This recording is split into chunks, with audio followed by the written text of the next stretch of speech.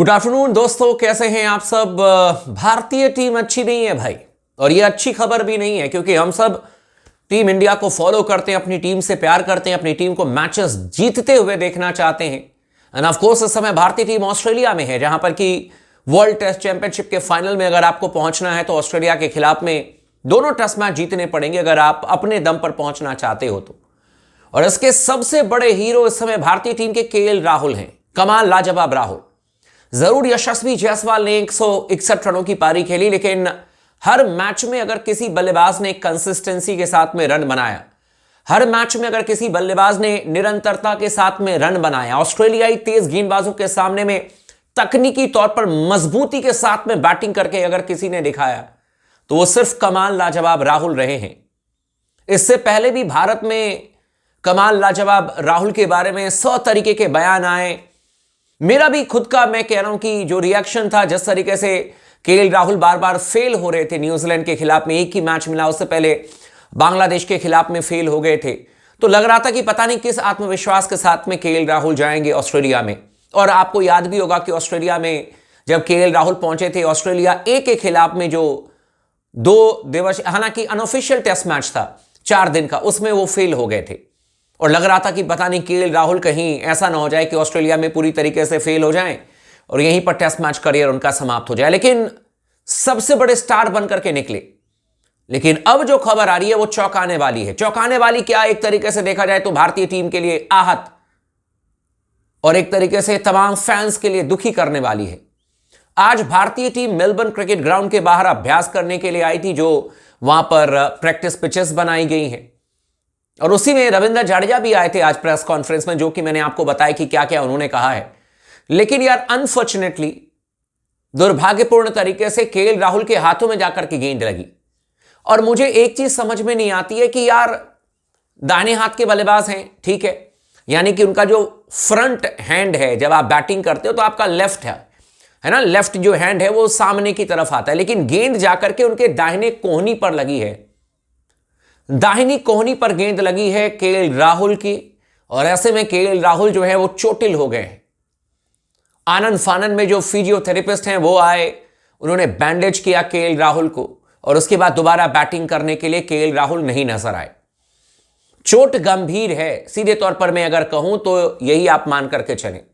हालांकि मैं इस बात को लेकर के बहुत ज्यादा पॉजिटिव भी हूं कि इसी तरीके से एक बार चोटिल हुए थे केएल राहुल, उनके, अगर मैं गलत नहीं हूं तो शायद शोल्डर में जाकर के, कोहनी, उनके कंधे में जाकर के गेंद लगी थी पर्थ टेस्ट मैच से ठीक पहले, लेकिन समय रहते हुए वो फिट हो गए थे और उसके बाद पर्थ में उन्होंने दूसरी पारी में, पहली पारी में भी कमाल की बैटिंग की थी। लेकिन यहां पर जो खबर आ रही है वो काफी तेज चोट लगी है केएल राहुल को। हालांकि मैं भी अभी कंफर्म्ड नहीं हूं कि ये थ्रो डाउन स्पेशलिस्ट जो मशीन के साथ में बॉल फेंकते हैं उनकी गेंद लगी, या फिर कोई नेट बॉलर या फिर इंडियन बॉलर बॉलिंग कर रहा था, ये अभी तक क्लियर नहीं हुआ है। लेकिन उनके दाहिने इसमें कलाई में गेंद लगी है, ये तो एकदम क्लियर हो चुका है। और फिर काफी देर तक उनको देखा गया, बैंडेज वगैरह किया गया, उसके बाद केएल राहुल थोड़े से अनकंफर्टेबल थे और उसके बाद उनको बाहर लेकर के गए। अगर केएल राहुल खेल जाते हैं तो भाई भारतीय टीम के लिए इससे अच्छी बात कुछ नहीं हो सकती है, क्योंकि जैसे मैंने आपको कहा कि लगातार रन बना रहे हैं। लेकिन अगर नहीं खेलते हैं तो फिर इनके विकल्प के तौर पर कौन कौन है, क्योंकि आपको तो फिर पूरा बैटिंग लाइनअप ही चेंज करना पड़ेगा, या फिर चयनकर्ता अगर इतना आत्मविश्वास लेकर के दिखा दें अभिमन्यु ईश्वरन पर तो आप उनको खिला सकते हैं कि नहीं, यही आपके पास में ऑप्शन है। लेकिन मुझे लगता नहीं है कि चयनकर्ता, अगर केएल राहुल नहीं खेलते हैं तो अभिमन्यु ईश्वरन को खिलाएंगे। फिर तो लगता है कि रोहित से ओपन करा लेंगे। देखते हैं कि क्या इनका निर्णय होता है, लेकिन हम सब तो यही कोशिश करेंगे और प्रार्थना करेंगे ऊपर वाले से कि केएल राहुल समय रहते हुए फिट हो जाएं। एक आध दिन में आपको यह भी कंफर्मेशन मिल जाएगा।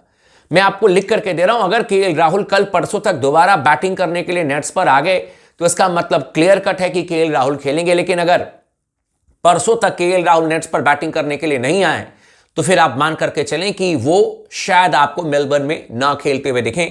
यह भी पॉसिबिलिटी है, क्योंकि आपको वर्स्ट टाइम के लिए भी तैयारी करनी पड़ेगी, है कि नहीं। और केएल राहुल का इतिहास भी रहा है, कई बार वो इंजर्ड हो चुके हैं। इससे पहले भी मुझे याद है कि ऑस्ट्रेलियाई दौरे पर केएल राहुल बुरी तरीके से इंजर्ड हो गए थे।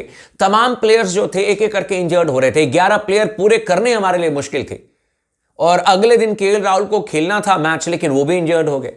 पिछले दौरे की भी मैं बात कर रहा हूं। तो ये भाई कहानी कुछ और है केएल राहुल को लेकर के, लेकिन इसलिए बड़ा झटका है भारतीय टीम के लिए सबसे बड़ा, क्योंकि ट्रेविस हेड के नाम 409 रन हैं, हाईएस्ट रन स्कोरर हैं ट्रेविस हेड। तो दूसरे नंबर पर कोई और नहीं बल्कि कमाल लाजवाब राहुल हैं, केएल राहुल। इन्होंने 235 रन बनाए हैं अब तक, जो कुल मिलाकर के 6 इनिंग्स खेली हैं। हालांकि एक इनिंग्स जो है वो आप सबने देखा ब्रिस्बेन में जो खेला गया सेकेंड इनिंग, उसमें तो कुछ हुआ नहीं, बारिश की वजह से मैच ही पूरी तरीके से ड्रॉ हो गया। लेकिन केएल राहुल ने 235 रन बनाए, सेकंड हाईएस्ट रन स्कोरर हैं इस समय बॉर्डर गवास्कर टूर्नामेंट के। और तीसरे नंबर पर जायसवाल हैं, फिर आपके ट्रेविस हेड पहले नंबर पर हैं, और विकेट कीपर बल्लेबाज जो हैं ऑस्ट्रेलिया के वो आते हैं। नीतीश कुमार रेड्डी आपके चौथे नंबर पर हैं। तो ओवरऑल केएल राहुल के नहीं होने से भारतीय टीम की पूरी बैटिंग लाइनअप जो है वो पूरी मेरे ख्याल से बिखर सी जाएगी। और इतना तकनीकी तौर पर मजबूत बैट्समैन आपके पास में है ही नहीं।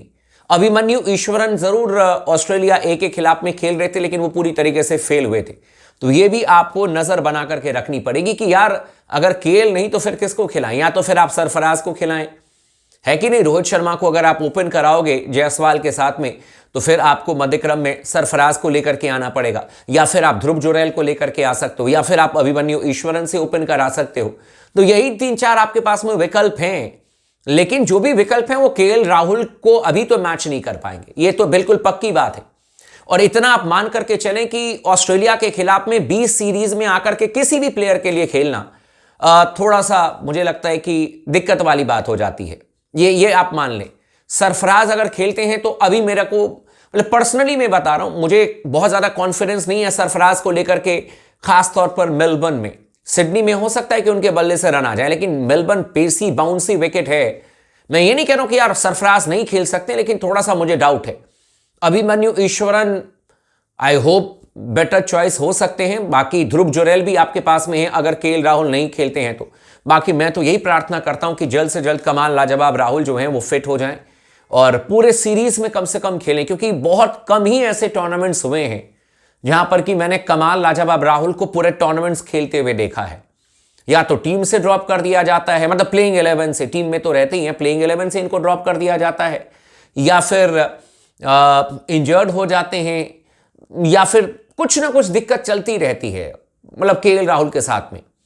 बस यही प्रार्थना आप लोग भी कर लीजिए जितने केएल राहुल के फैंस हैं कि भाई भारतीय टीम को इस समय उनकी जरूरत है। तकनीकी तौर पर सबसे मजबूती के साथ में इस समय खड़े थे, सलामी बल्लेबाज के तौर पर कम से कम एक लंबी इनिंग्स तो खेल रहे थे जिसकी भारतीय टीम को जरूरत है, इसलिए इनका फिट होना बहुत जरूरी है। बाकी इनके ऊपर में कोई भी अगर अपडेटेड इंफॉर्मेशन आएगी स्पोर्ट्स टॉक जरूर शेयर कर देगा, क्योंकि सबसे इंपॉर्टेंट हमारे लिए खिलाड़ी हैं। और आप तमाम दोस्तों से रिक्वेस्ट है चैनल को जरूर सब्सक्राइब कर लीजिएगा, वीडियो को लाइक कर लीजिएगा, अपने दोस्तों के साथ भी शेयर कीजिएगा और लगातार बने रहें स्पोर्ट्स टॉक के साथ में।